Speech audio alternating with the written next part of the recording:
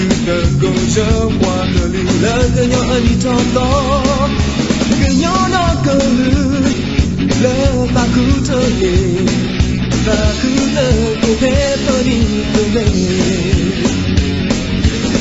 để nó sự khó bớt ta sự sâu phê cờ nhỏ anh đi từ đây ta về cờ lì tha lỡ về cờ nhỏ anh đi cho to cờ nhỏ nó cờ lư mơ bờ hè rung gió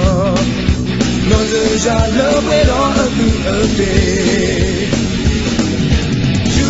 cho đó bờ nó rơi ra lỡ từ nhỏ đó gần gò khi ta chú cho ba pla cho khi cơ nhỏ ta cũng có cho khi ta có ta đồ lỡ từ nhỏ đó gần gò ba pla cho ta ta so ta suy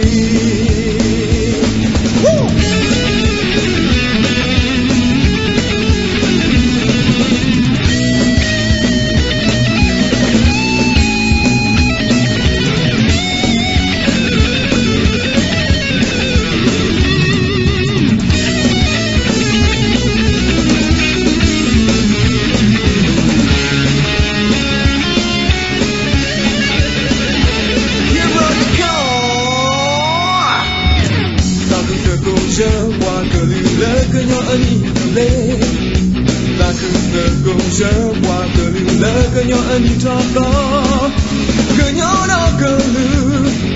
lỡ ta cứ trở về ta cứ tới cùng thế bờ đi từ về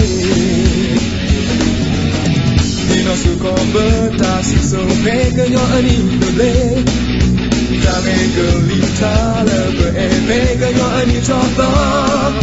cờ nhỏ nó cờ lư mơ bờ hè rung gió nó rơi ra lỡ quê đó ở từ ở về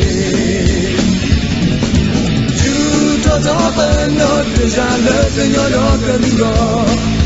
khi ta chú cho ba pla cho cái cờ nhỏ ta cũng có cứ cho cái ta có ta lô lỡ cờ nhỏ đó cờ lư gò ba pla cho ta ta so ta suy chú cho gió bờ nó rơi ra lỡ cờ nhỏ đó cờ lư gò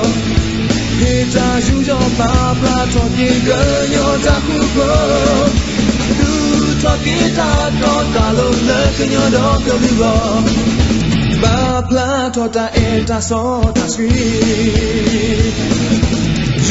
cho gió bờ nó rơi ra lỡ cờ nhỏ đó cờ lư gò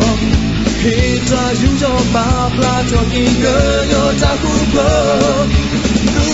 cho cái ta cho ta lô lỡ cờ nhỏ đó cờ lư gò ba pla cho ta so ta suy